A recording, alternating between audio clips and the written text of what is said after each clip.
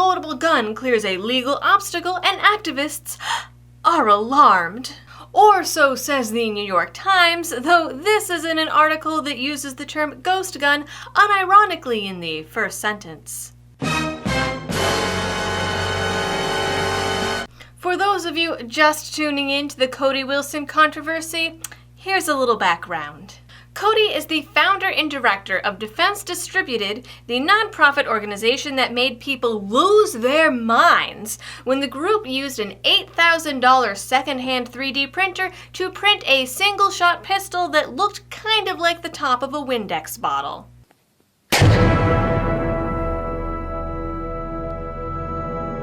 Ooh, scary. The little .380 pistol was named the Liberator, appropriately named after an abandoned World War II plan to drop single-shot pistols of the same name over occupied Europe. The idea then was that Germans would fear an armed populace, which is pretty much the same argument for the Liberator or any gun today.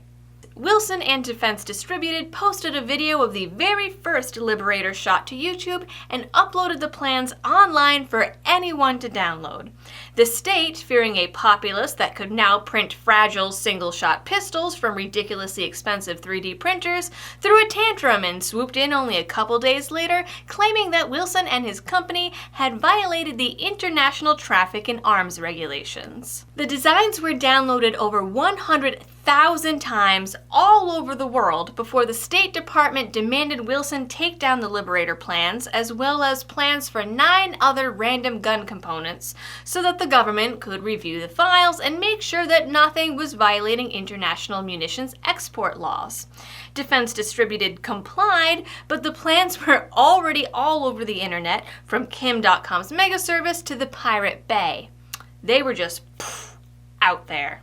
Wilson was threatened with millions of dollars in fines and years in prison just for making the plans available online, threats which he claimed violated both his First and Second Amendment rights.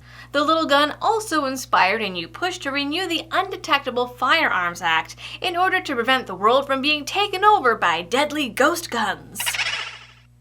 But Wilson argued that he and his plans were safe, as ITAR has special exemptions for nonprofits that Wilson made sure to follow to the T. Now, mind you, at this point, Wilson already had an FFL. When he applied, he hadn't yet created the Liberator, but he had already been prototyping 3D printed magazines and an AR lower receiver. Publicly. On the internet.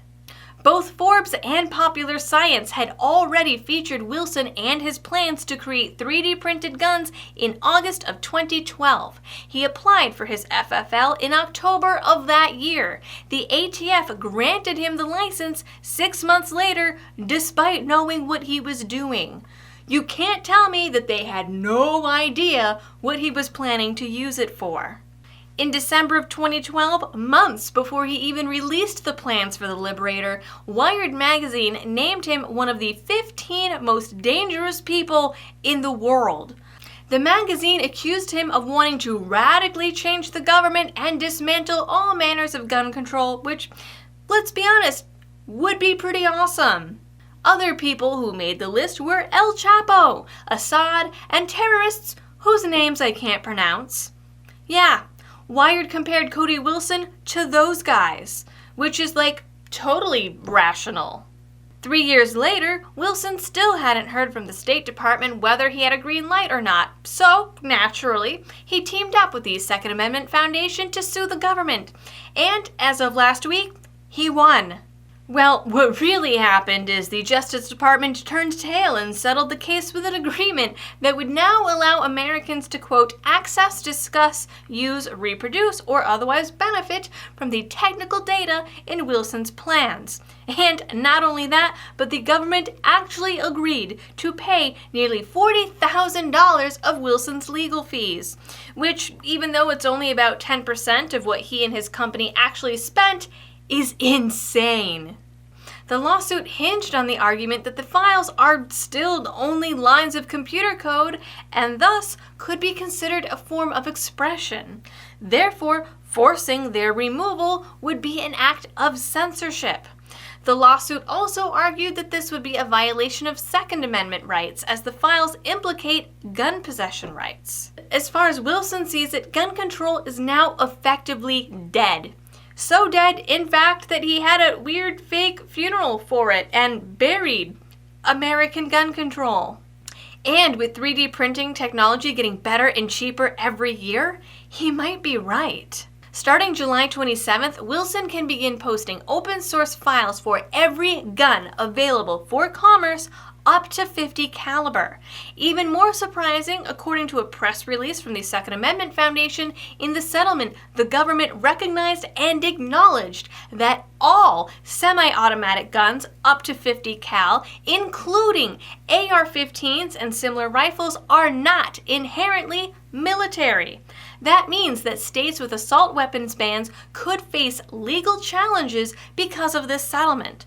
So if you're living here in Mass or New York, California, Connecticut, etc., this has the potential to be huge. Unlikely, but the potential is there. The New York Times, Wired, and several other outlets are all pulling a page from the Alex Jones book and saying that the only way that this could have happened is due to a deep conspiracy between the Trump administration and the gun lobby. It's a secret takeover by pro-gun sleeper agents.